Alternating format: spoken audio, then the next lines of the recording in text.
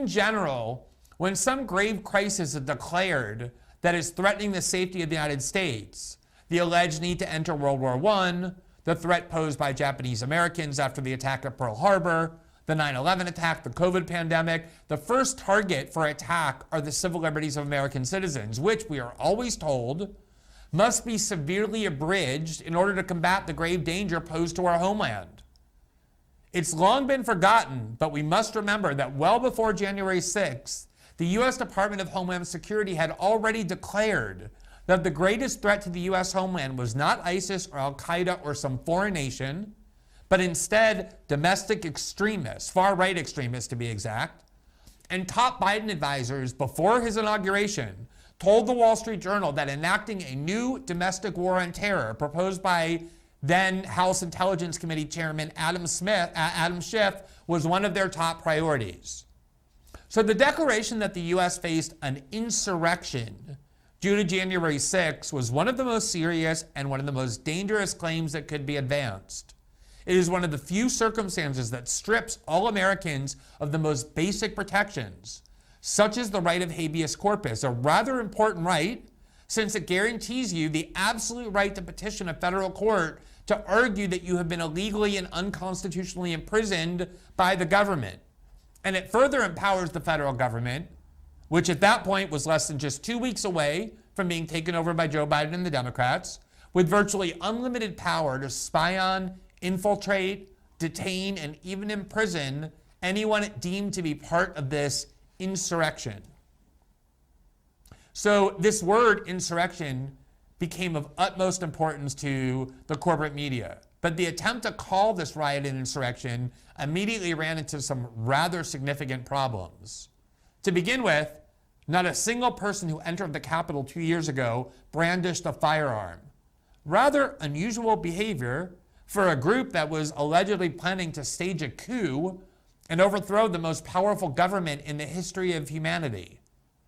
Still worse, from the perspective of media hysterics, was that the only people who died that day, four of them, were all Trump supporters.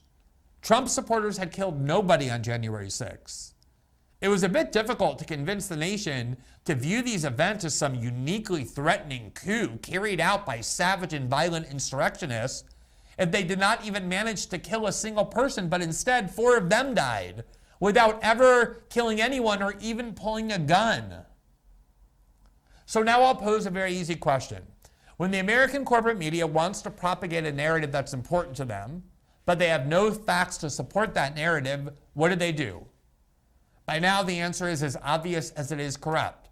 They just invent facts to suit their narrative, which is a nice way of saying they lie on purpose. Such as when they wanted to suppress the incriminating reporting by the New York Post about Joe Biden right before the 2020 election, and so decided to just brand falsely the evidence on which that reporting was based, Russian disinformation. What was known was that the 4 pro-Trump protesters were killed that day. We knew their names and how they died. 2 of them, 50-year-old Benjamin Phillips and 55-year-old Kevin Greeson, died of heart attacks. Remember, it was just a year into the isolation brought about by the COVID pandemic, and Gen X and Boomer Facebook users weren't exactly renowned for their physical prowess. A third, 34-year-old Roseanne Boylan, was claimed originally by the New York Times, eager to blame deaths on the violent crowd, to have died that day because she, quote, in the words of that paper, appears to have been killed in a crush of fellow rioters during their attempt to fight through a police line, according to videos reviewed by the Times. But instead, that was also totally false. It turned out that she died of an amphetamine overdose. And then the 4th and final person to die on January 6th was the 35-year-old Air Force veteran Ashley Babbitt, who, despite having assaulted nobody and was brandishing no weapon, was shot point blank in the neck by the Capitol Police and died on the spot. But those inconvenient facts, that the only people who died that day were pro-Trump supporters and that they had killed nobody, were no match for our media's willingness to brazenly lie to their audience and to the nation. And that's exactly what they proceeded to do, inventing the most gruesome yet totally fabricated tale that their rotted and lying minds could conjure, of a young, heroic Capitol Police officer who was murdered in the most savage and barbaric way by these insurrectionists. That lie began, as so many lies do, with the New York Times claiming that they were secretly told things by anonymous officials. In an article that is no longer online but still available through the Wayback Machine, the paper of record published this headline, quote, "Capitol Police Officer Dies from Injuries in Pro-Trump Rampage. The death of the officer, Brian D. Sicknick, appeared likely to lead for calls for profound changes to the Capitol Police, a centuries-old force." In that article, the Times completely invented a fifth fatality, the first who wasn't a Trump supporter. That's why it became so important. In order to do that, they wrote the following, quote, a United States Capitol Police officer died on Thursday night from injuries sustained, quote, while physically engaging with pro-Trump rioters who descended on the U.S. Capitol the day before. The fifth fatality linked to the chaos that engulfed the nation's capital on Wednesday, according to the authorities. According to who? According to whom? To the authorities.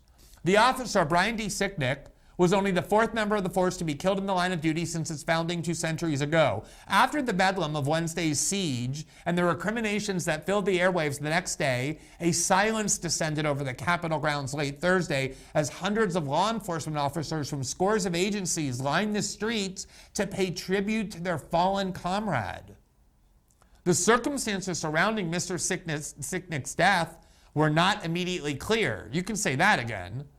And the Capitol Police only said that he had, quote, passed away due to injuries sustained while on duty. But at some point in the chaos, with the mob rampaging through the halls of Congress while lawmakers were forced to hide under their desks, he was struck with a fire extinguisher, according to 2 law enforcement officials. He was struck with a fire extinguisher, according to whom? 2 law enforcement officials. Quote, he returned to his division office and collapsed, the Capitol Police said in a statement. He was taken to a local hospital where he succumbed to his injuries. And from there, the media was off and running. They had what they needed. A fifth dead body, one that wasn't a Trump supporter, but something much, much better. A highly sympathetic young Capitol Police officer who, even though this wasn't really so explicitly stated in the New York Times article, instantly became someone who had his skull savagely bashed in by the animalistic Trump insurrectionists. Look how, in the media's hands, they took this third-hand...